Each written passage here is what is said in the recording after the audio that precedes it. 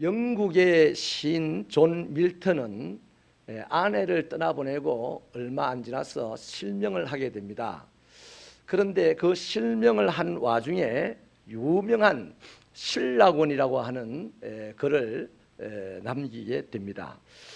세르반테스라고 하는 분은요, 스페인의 작가인데 전쟁에 나갔다가 투르크인에게 총을 맞았어요. 그래서 3번이나 총상을 입고서 한쪽 팔 전체를 평생 동안 쓰지 못하는 불구가 되었습니다.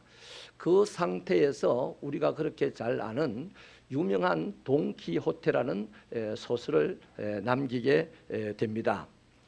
베토벤 우리 잘 알지 않습니까? 아무 소리도 들을 수 없는 심각한 청각장애의 상태에서 유명한 교향곡 9번 합창이라는 음악을 작곡을 하게 됩니다. 루즈벨트는 39세에 소아마비가 발병하여서 평생을 하반신 불구로 지내게 되었습니다. 그러나 미국 역사상 유례가 없는 꼭 한 번 이분만 대통령을 4번이나 연임을 하게 되었고 미국 경제 부흥을 일으키고 세계를 지배하는 나라로 만드는 그런 위대한 인물이 되었습니다. 랜스 암스트롱이라고 하는 분이 계신데 이분은 고환암을 앓았습니다. 또 거기다가 뇌종양을 앓게 되고 폐에 종양이 생겨가지고 평생을 고통스럽게 사셨던 분이지만 이분은 투르 드 프랑스라고 하는 자전차 경주의 세계적인 경주에 7번을 연속해서 우승을 하는 그런 인물이 되었습니다. 우리나라의 강영우 박사라고 하는 분이 계신데 중학교 다닐 시절에 축구공에 맞아서 실명을 하게 됩니다. 그런데 이분이 미국으로 건너가서 한국인 시각장애인 최초로 박사학위를 받고 부시 대통령의 정권 속에서 장관의 지위에 해당되는 장애인 정책 보좌관으로서 일을 하게 됩니다. 이어서 UN 산하의 세계 장애인 기구를 이끌어가는 지도자가 되기도 했습니다. 이희아라고 하는 분이 있는데요. 이분은 태어날 때부터 손가락이 4개밖에 없었어요. 다른 사람은 10손가락으로 살아가는데 이분은 4손가락만 가지고 살아야 했습니다. 그런데 지금은 세계적인 피아니스트로서 활동을 하고 있습니다. 여러분 웰터 디전이라고 하는 분이 있는데요. 이분은 알코올 중독자 아버지에게 얼마나 폭행을 당하고 살았는지 청소년 시절에 견디지를 못하고 집을 나오게 됩니다. 그리고 노숙자처럼 지나면서 대부분의 시간을 남의 집 흙간에 건초 더미 위에서 잠을 자야 하는 거의 매일 그런 생활을 했던 청년이었습니다. 지들과 함께 생활을 했어요. 그런데 이 사람이 지금은 부산시 경계 전체보다도 훨씬 더 큰 월트 디즈니랜드라고 하는 그런 땅의 소유자가 되어 있습니다. 수십만 명의 직원을 거느리는 사람이 되어 있는 것이죠. 사랑하는 여러분, 모든 사람들은 아름다운 미래를 꿈꾸면서 오늘을 살아가고 있습니다. 그러나 우리들이 꿈꾸는 미래에 도착하기도 전에 우리는 이상스러운 것들과 맞닥뜨리게 되죠. 우리의 인생을 가로막고 떡 서 있는 장벽입니다.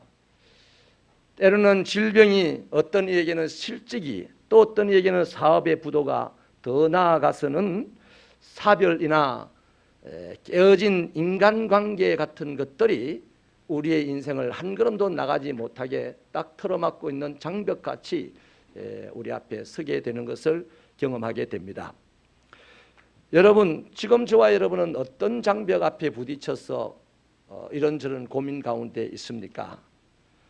무엇 때문에 우리의 인생이 더 나가지 못하고 괴로움을 당하고 있습니까? 혹시 그것이 나를 심각하게 불안하게 만들고 힘들고 슬프고 화나게 하고 있지는 않습니까?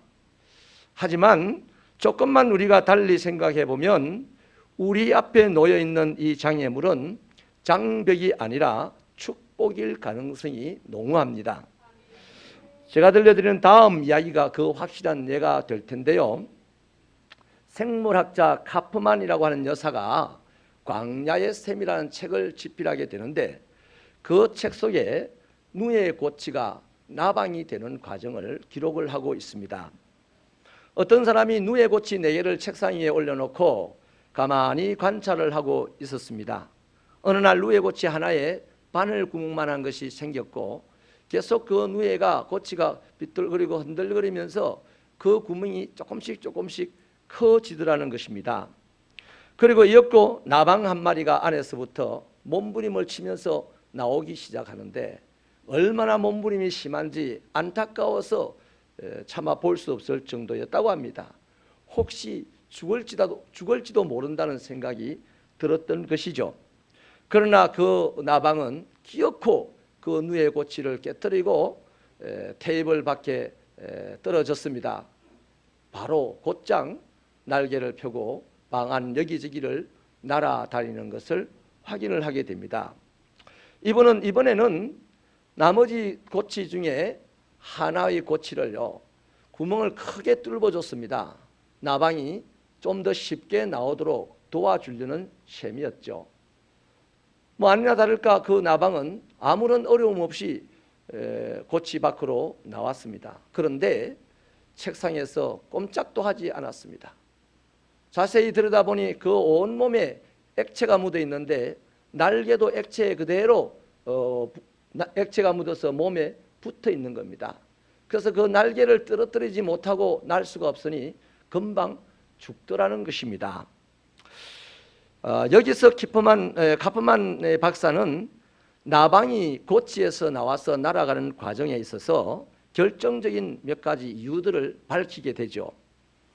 나방이 작은 구멍을 통해 세상으로 빠져나오려고 애를 쓰는 동안에 나방의 온 몸과 날개에 묻어있던 그 액체가요 나방의 몸에 생겨나는 생채기 속으로 스며들어가서 그것은 나방의 에너지가 되었고 영양소가 되더라는 것을 발견을 합니다. 그리고 날개에도 묻어있던 그 액체는 결국 몸속으로 다 스며들어가고 난 나머지 날개와 몸뚱아리가 떨어져서 그 세상 밖으로 나오는 순간 날개를 퍼덕이게 되고 그것으로 날 수 있게 되더라는 것을 발견을 합니다. 거기다가 고치 속에서 몸부림을 치면서 고치를 밀고 깨고 구멍을 넓혀서 나오는 그 활동 속에 날개도 힘을 얻었고 어깨도 힘을 얻어서 얼마든지 오랫동안 날개짓을 할 수 있다는 것을 밝혀냅니다. 여러분, 이 생물, 곤충의 이야기는 곤충의 이야기로만 끝나는 것이 아니라 모든 동물의 이야기요 저와 여러분의 이야기이기도 합니다. 우리도 마찬가지예요. 때로는 우리 앞에 놓인 장벽 때문에 우리는 꼼짝을 못합니다. 기가 죽습니다. 그 장벽 아래 움츠리고 앉아서 삶이 힘들다고 탄식도 하기도 하고 불평도 하기도 하고 이러한 장벽을 누구 때문에 세워졌는지 이유를 밝혀내고 시간을 다 보내고 허비하고 원망하고 그 사람에게 분노를 쏟아놓기도 하죠. 그러나 여러분, 그 장벽이 높은 것만큼이나 분명한 것은 그 장벽이 우리의 삶을 더 단단하게 만들고 우리의 미래를 더 아름답게 만든다는 것입니다. 그러므로 저와 여러분의 인생을 가로막고 있는 장벽을 두려워하지 말아야 한다는 것이죠. 그 장벽을 싫어해서도 안 됩니다. 그는 오히려 자기 앞의 장벽이 축복이라는 사실을 발견하게 될 것이기 때문입니다. 지금 나의 인생을 꼼짝 못하게 하는 이 어려운 장벽, 이 높은 장벽, 이 큰 장벽이 지나고 보면 나를 축복으로 인도하는 것이었구나 라고 알게 될 것이기 때문에 저와 여러분은 장벽을 만났다고 해서 두려워하거나 불평하거나 원망하거나 분노해서는 안 된다는 거죠. 그러면 그럴수록 그 장벽 앞에서 낮이면 더워 죽고 밤이면 얼어 죽고 그 장벽만 보면서 가슴만 치고 있다가 지레 죽는 것이 바로 모든 인생이요 모든 생명체라는 것입니다. 여러분, 분명한 사실입니다. 모든 사람의 인생에는 장벽이 있습니다. 또 장벽이 찾아올 것입니다. 그러나 이러한 장벽은 우리로 하여금 걸려 넘어져서 세상의 조롱거리가 되라고 있는 것이 아니에요. 장벽은 장벽이 아니라 우리를 향한 도전입니다. 야, 나를 뛰어넘어가라. 나를 뛰어넘어가야만 네가 꿈꾸던 축복의 땅을 만나게 된다 하는 도전이라는 것입니다. 다윗에게도요, 하나님이 주신 꿈이 있었거든요. 그것은 장차 이스라엘의 왕이 될 것이라는 찬란한 꿈이었습니다. 그러나 그의 인생은 흙수저에 불과한 목동으로 출발하는 것이죠. 시골에 사는 목동이라는 직업은요, 낮에는 양들에게 풀을 먹여야 되고 밤이 되면 또 양들을 지키느라 끊임없이 짐승을 쫓아야 됩니다.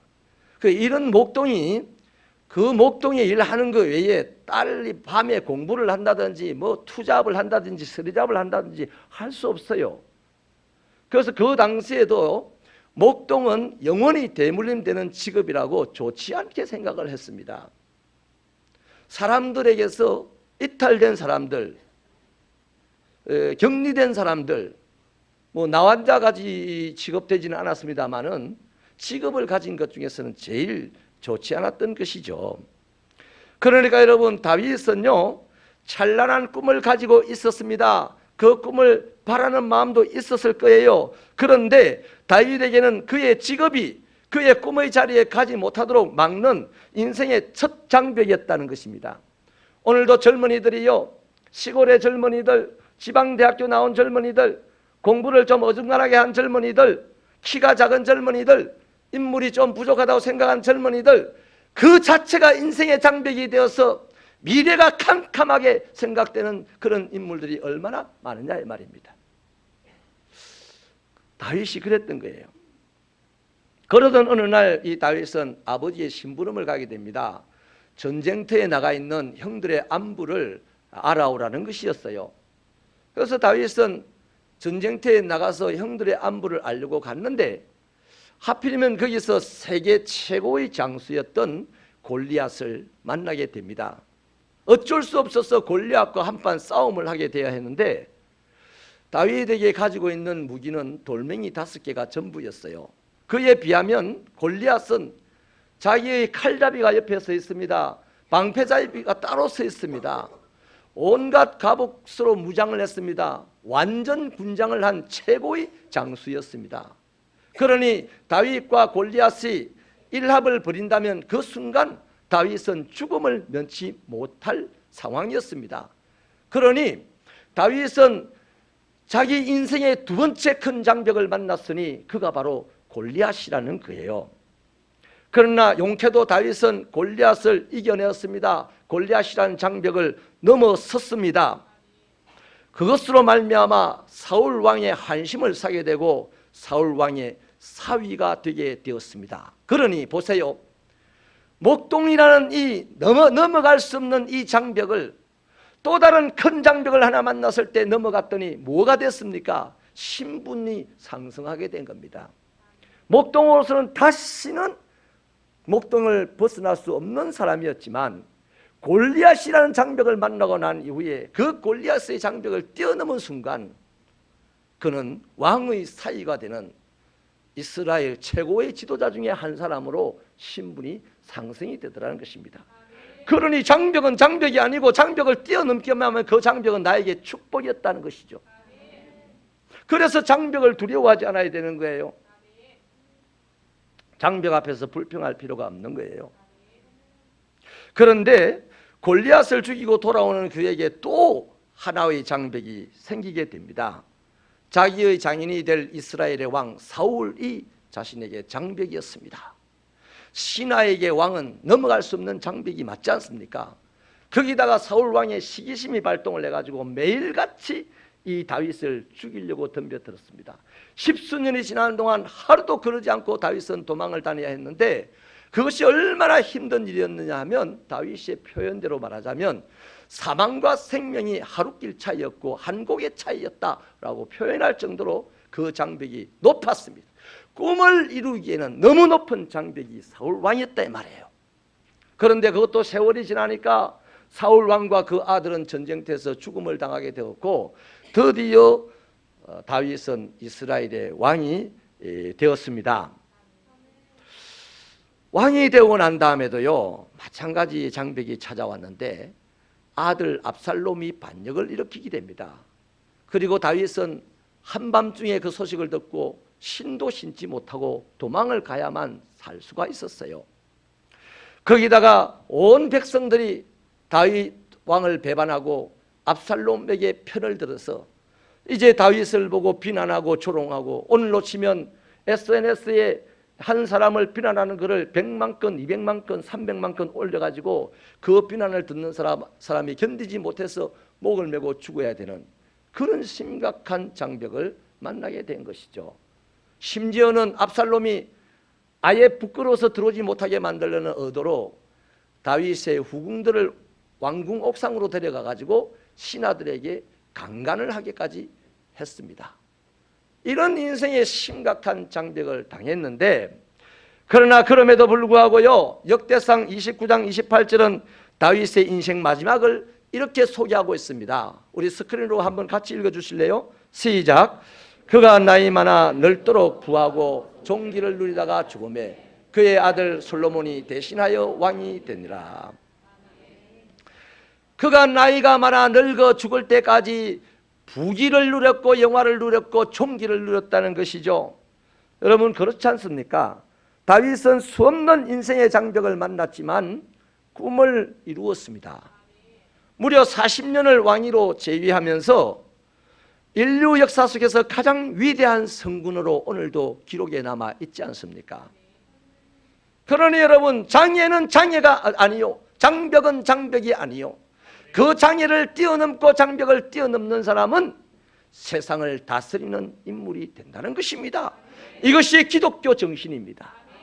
운명을 받아들여가 아니라 운명을 극복하라는 것이죠. 여러분 어떻게 죽음을 면치 못할 이 거대한 장벽들 앞에서 다윗은 꿈을 이룰 수가 있었겠습니까? 오늘 저와 여러분이 읽은 본문에서 다윗은 이렇게 간증하잖아요. 내가 주를 의뢰하고 적군을 향해 달리며 내 하나님을 의지하고 담을 뛰어넘습니다. 그렇습니다. 다윗은 자기 앞에 나타나는 장벽들 앞에서 불평하거나 원망하지 않았습니다. 사울 왕에게 분노하지 않았습니다. 오기로 싸우지도 않았어요. 그럼 어떻게 했습니까? 하나님을 의지하고 싸웠습니다. 하나님을 의지하고 견뎠습니다. 하나님을 의지하고 장벽을 뛰어넘었다는 말입니다. 이것이 답입니다. 하나님을 의지하는 것, 하나님을 믿는 것, 이게 답이에요. 하나님을 믿고 의지하는 사람에게는 넘어가지 못할 강이 없고 건너가지 못할 산이 없는 거예요. 내가 말을 거꾸로 했네. 하나님을 의지하고 살아가는 사람은 넘어가지 못할 산이 없고 건너가지 못할 강이 없는 거예요. 홍해 아무도 건너갈 수 없는 큰 바다였지만은 하나님을 의지하고 간 모세와 이스라엘 백성들은 육지처럼 건넜습니다. 여호수아는 넘어갈 수 없고 건너갈 수 없는 그 여리고 성, 역사 속에서 한 번도 무너진 적이 없는 그 여리고 성을 하나님을 의지한 이스라엘 백성과 여호수아는 고함 한 번으로 무너뜨리고 건너가게 되었던 거 아니겠습니까? 사랑하는 여러분, 그렇습니다. 하나님을 의지하는 것, 흙으로 만들어낸 육체가 하나님을 의지함으로 말미암아 쇠로 만들어진 것을 이기는 것이 되는 거예요. 키가 작은 육체가 하나님을 의지함으로 말미암아 수백 층 높이의 빌딩도 차지할 수 있는 거 되는 겁니다. 신명기 7장 21절에서 하나님을 의지하는 자에게 하나님은 이런 말씀을 주셨어요. 너는 그들을 두려워 말라. 너희의 하나님 여호와 곧 그 크고 두려운 하나님이 너희 중에 계신다. 하나님이 어디 계시냐? 아무데나 계시냐? 신학은 아무데나 있습니다. 그러나 하나님은 믿는 자 가운데 계십니다. 하나님은 의지하는 자 가운데 있습니다. 세상은 힘센 자와 함께 있으려고 하고, 세상은 똑똑한 사람과 함께 있으려고 하고, 세 사람은 큰 소리치는 사람과 함께 있으려고 하지만 하나님은 당신을 믿는 자와 함께 있으려고 합니다. 하나님이 계신 곳에는 어둠의 그림자가 없어집니다. 하나님이 계신 곳에는 질병이 두려워서 떠나갑니다. 하나님이 계신 곳에는 모든 물자가 풍성하게 됩니다. 그러니 사랑하는 여러분, 오늘 우리 인생을 살아가는 모든 인생들은 누구 없이 큰 장벽을 만나게 되는데 그 힘으로 넘어갈 수 없어요. 그러나 하나님을 의지하는 사람은 하나님 때문에 넘어갈 수 있어요. 이것이 예수 믿는 자들의 특권입니다. 하나님은 이사야서 43장 1절부터 3절 상반절에 걸쳐서 말씀하시기를, 야곱아 너를 창조하신 여호와께서 지금 말씀하신다. 이스라엘아 너를 지으신 이가 말씀하신다. 너는 두려워하지 말라. 내가 너를 구속하였고 내가 너를 지명하여 불렀나니 너는 내 것이다. 내가 물 가운데로 지나갈 때에 내가 너와 함께 할 것이다. 강을 건널 때에 물이 너를 엄몰하지 못할 것이며 네가 불 가운데로 지날 때에 타지도 아니할 것이다. 불꽃이 너를 사르지도 못하게 될 것이다. 대저 나는 여호와 내 하나님이다. 이스라엘의 거룩한 자요 너의 구원자다. 사랑하는 여러분, 그래서 이 사실을 믿었던 이스라엘 백성들 중에 다니엘의 세 친구는 자기들을 풀무불 속에 집어넣는 사람이 다 죽을 정도로 그 뜨거운 풀무불 속에 들어갔지만 하루 종일 거기서 시원하게 있다가 나오지 않았습니까? 좀 전에 말씀드린 대로 홍해를 이스라엘 백성들은 육지처럼 건너지 않았습니까? 그런 것입니다. 여러분 기억하십시오. 내게 있는 장벽이 너무 높아서 내 인생이 더 나아갈 수 없는 것 같습니까? 우리 하나님께서 함께 하심으로 그 하나님은 장벽보다 더 높습니다. 내 앞에 펼쳐진 장벽이 너무 커서 내가 넘어가지 못할 것 같습니까? 하나님은 장벽보다 더 크시다고. 그러니까 작은 내가, 넓지도 못한 내가, 크지도 못한 내가 그 크신 하나님과 함께하면 아무리 큰 장벽도 아무리 높은 장벽도 넘어가고 건너갈 수 있다는 것이죠. 할렐루야. 여러분이요, 이런 하나님은요 우리의 장벽을 제거해 주시려고 하는 분은 아니에요. 그러면 저와 여러분이 장벽 앞에서 부러워 떨며 이것 제거해 달라고 세상 사람처럼 말할 필요가 없어요. 하나님은 장벽을 제거해 주시는 분이 아니라 장벽을 이겨갈 수 있는 용기를 주시는 분이 하나님입니다. 하나님이 용기만 우리에게 주신다면, 용기만 주신다면 그 용기로 사람은 못할 일이 없어요. 할렐루야. 그러면 하나님이 누구에게 이런 용기를 주시느냐? 하나님을 믿는 사람, 하나님을 의지하는 사람에게 용기를 주시고 그 용기를 받은 사람은 죽음 앞에서도 당당하게 되고 질병도 겁을 안 내게 되고 가난도 부끄러워하지 않게 되고, 그래서 자기 앞에 닥친 모든 일을 하게 되는 사람이니 믿음으로 사는 자는 무슨 일을 만나도 만사형통한다는 말이 성립이 되는 것입니다.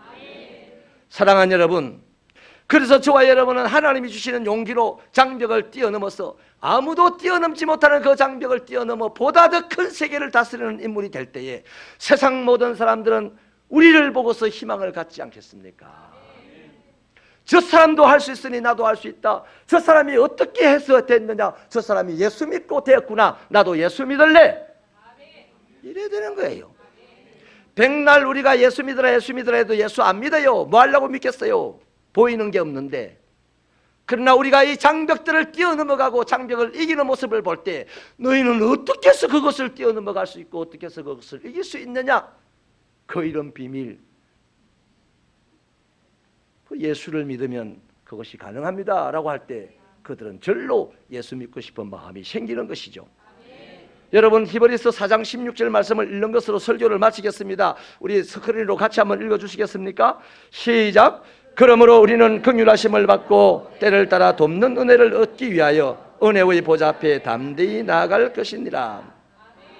다시 말씀을 드립니다. 하나님을 의지하는 자는 건너가지 못할 강이 없고요, 하나님을 의지하는 자는 넘어가지 못할 산이 없는 것입니다. 그러니 예수 믿고 하나님과 함께 내 인생에 찾아오는 장벽들을 넘어가셔서 가깝게는 내 배우자에게, 내 자녀들에게, 친척들에게, 이웃들에게, 친구들에게 나의 멋진 인생을 보여주는 저와 여러분 되시기를 주님의 이름으로 축원합니다.